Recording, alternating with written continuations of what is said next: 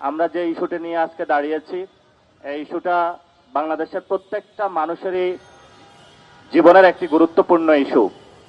সরকার এই বক্তব্য নিয়ে মাঠে যে বক্তব্যগুলো দিয়েছে সেগুলো যদি আমরা একটু বিশ্লেষণ করি, তাহলে সরকারের একটু যে মুখোশ পড়েছে সেটা একটু ধরা পড়বে।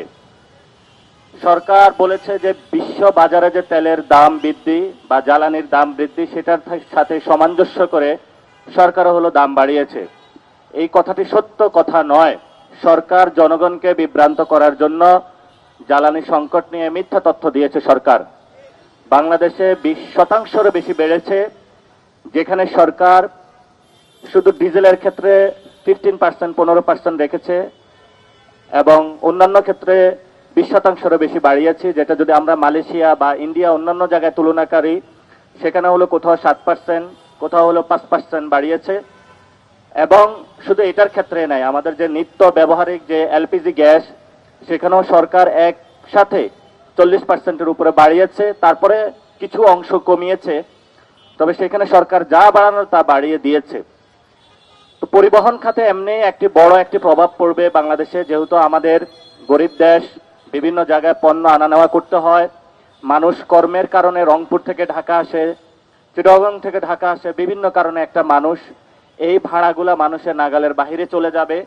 আমাদের যে পণ্য ব্যবস্থা, সেই পণ্য ব্যবস্থার উঠানামার যে সাপ্লাই চেইন রয়েছে সেখানেও দাম বৃদ্ধি হবে। এবং সাথে সাথে কল কারখানার বিভিন্ন জায়গায় যে জ্বালানিগুলা রয়েছে, দাম বৃদ্ধির কারণে প্রান্তিক লেভেলের মানুষগুলোর দ্রব্যমূল্য থেকে শুরু করে প্রত্যেকটা জায়গায় এটা প্রভাব অলরেডি পড়া শুরু করেছে। এর মধ্যেই সরকার, যেখানে আমাদের কথা ছিল গত 17 বছরে শেখ হাসিনা লুটপাট করেছিল কুইক রেন্টালের নামে, যে প্রত্যেক ঘরে ঘরে নাকি যাবে বিদ্যুৎ, তো বিদ্যুৎ আছে, এখন বিদ্যুৎ নাই। তো গণ অভ্যুত্থানের পরে আমাদের একটি কথা ছিল যে আমরা বিদ্যুৎ স্বল্প মূল্যে পাবো, বাংলাদেশ একটা পরিবর্তনের জায়গায় যাবে। তাহলে এখন কি হচ্ছে, জনগণের পকেটের টাকা কেটে নিয়ে আপনি যদি দেশের কার্ড বিতরণ করতে চান, যেই প্রক্রিয়াটার মাধ্যমে আপনি যাচ্ছেন, এটা একটা জনস্বার্থ বিরোধী কাজ। সরকার বিদ্যুৎ এবং জ্বালানির যে সিদ্ধান্তটা নিয়েছে, এটা একটা জনস্বার্থ বিরোধী কাজ, জনগণ বিরোধী কাজ। আমরা সরকারকে আহ্বান করব, এই জনস্বার্থ বিরোধী কাজ, জনগণ বিরোধী কাজ থেকে সরে আসুন। ইতিমধ্যে আমরা শুনতে পাচ্ছি 75 ইউনিট পর্যন্ত, অর্থাৎ যারা নিম্ন এবং মাধ্যমিক বিদ্যুৎ ব্যবহারকারী, তাদেরকে ছাড় দেওয়ার ক্ষেত্রে সরকার চিন্তা ভাবনা করছে। না, আমরা সরকারকে বলবো, এই গরমের সিজনে বিভিন্ন জায়গায় অনেক পাম্প ইউজ করে থাকে মানুষ, বিভিন্ন জায়গায় মানুষ ছোট ছোট যারা ক্ষুদ্র ব্যবসায়ী তাদের কলকারখানা চালিয়ে থাকে। তো আপনি শুধু হিসাব করলে হবে না, একটা মানুষ বাসাবাড়ির যে বিদ্যুৎ ব্যবহার তার উপরেই সার্বিক মূল্যে আমাদের যে বাংলাদেশের ব্যবসায়ী জগৎ গত 17 বছরে এটাকে পঙ্গু করে দেওয়া হয়েছে।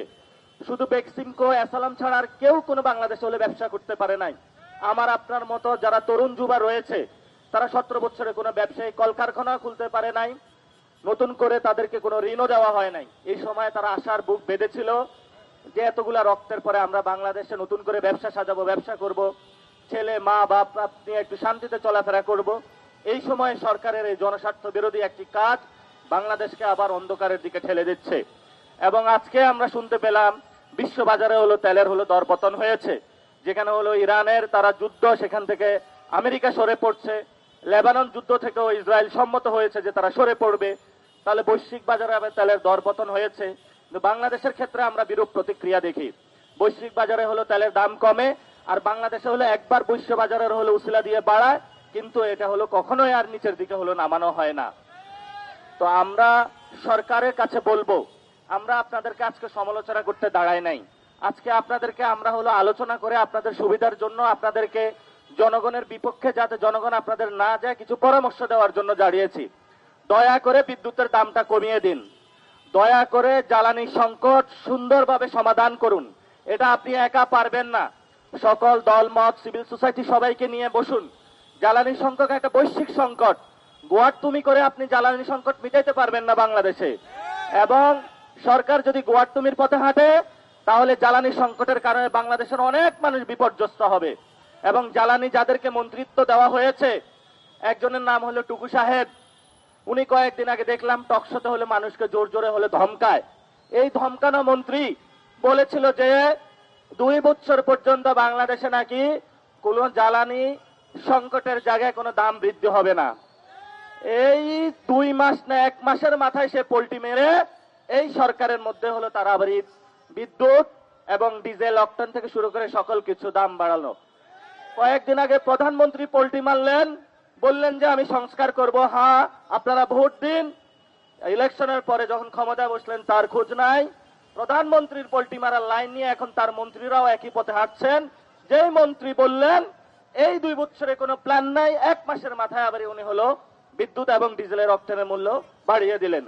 এই সরকার হলো একটা পোল্টিবাজ সরকার। এই পোল্টি মারার সরকার হলো জনগণকে দিয়ে সকালে এক কথা বলে, দুপুরে আরেক কথা বলে, রাতে আরেক কথা বলে। আমরা শুনতে পাচ্ছি IMF এবং বিশ্ব ব্যাংকের একটা ঋণ আছে, যেটার কারণে নাকি তারা প্রতিনিয়ত সরকারকে পুশ করছে যে এই সরকার হলো যাতে বিদ্যুতের দামটা বাড়ায়। আপনি টাকার সোর্সিং করবেন, সেই সোর্সিংটা যদি আমার গলায় আপনি হাত দেন, সেটার ক্ষেত্রে তো সরকার সাহেব আপনার সাথে আমার বাঁধবে লড়াই।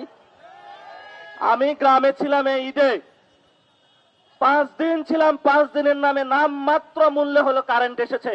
আমাদের যারা তরুণ যুবা মানুষ, যারা আপনারা ঈদে বাসায় গিয়েছেন, এখানে অনেক মানুষ আছেন মধ্যবিত্ত ফ্যামিলির, বাসায় এলাকায় গ্রামে কোথাও বিদ্যুৎ নাই।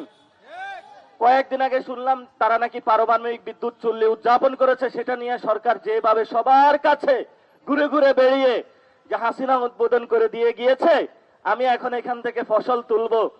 যাক, এখন তো জনগণকে কিছু দেখাতে পারবো। তাহলে ভাই আপনি আবার কেন বিদ্যুতের দামটা বাড়াইলেন?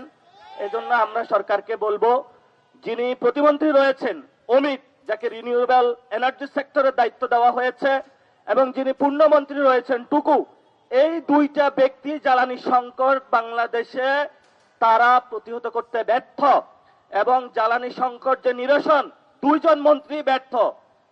জনাব তারেক রহমান, যদি জনগণের লাঘব এবং জনগণকে সংকট থেকে মুক্তি দিতে চান, এই ব্যর্থ 2টা মন্ত্রীকে সরিয়ে দেন। এদের দ্বারা বাংলাদেশের কোন জ্বালানি সংকট আমরা নিরসন করতে পারে না। এই মন্ত্রী বলেছিল যে সব জায়গায় আমার ডিজেল অকটেন আছে, কিন্তু আমরা যখন পাম্পে গেলাম সেখানে পাইলাম না। যখনই একটু দাম বাড়ানো হলো তখনই তারা তাদের পকেট খোলা শুরু করলো, কারণ তখন হলো পকেটে একটু টাকা আসে। সরকার কাদেরকে সুবিধা দেওয়ার জন্য, লাগামহীন দুর্নীতি করার জন্য আমরা মনে করি এই বিদ্যুৎ এবং হলো জ্বালানির দাম বাড়িয়েছে।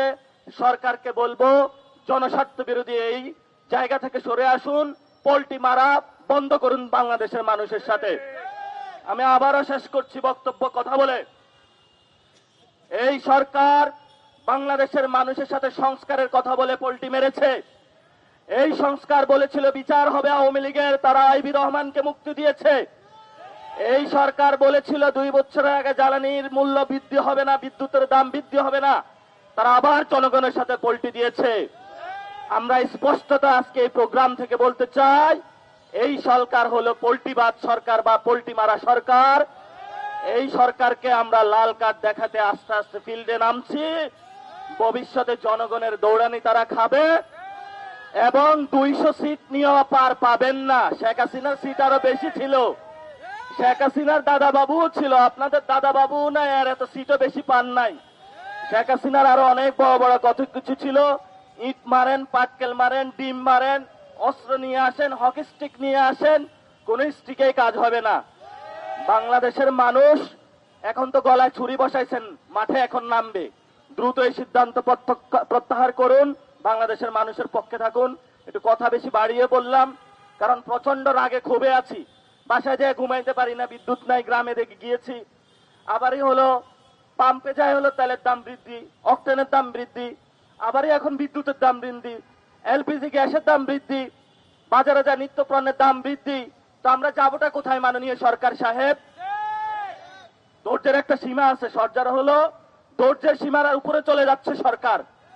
লেভেল নামিয়ে আসুন, বেশি বাড়াবাড়ি উড়া ভালো না। অনেক বেশি বাড়তেছেন, অনেক বেশি উঠতেছেন, অত বেশি বাড়াবাড়ি ভালো না। মানুষের কথা চিন্তা করে সিদ্ধান্ত নেন। ধন্যবাদ সবাইকে আজকে যারা প্রোগ্রামে এসেছেন। এই যে দেখেন অনেক কষ্ট করে প্রোগ্রাম করছি, এই প্রোগ্রাম করে এনসিপির 2 টাকার লাভ নাই। আমরা অনেকে বাসা বাড়িতে আরামে থাকতে পারতাম, কষ্ট করে প্রোগ্রামটা এসেছি সাংবাদিক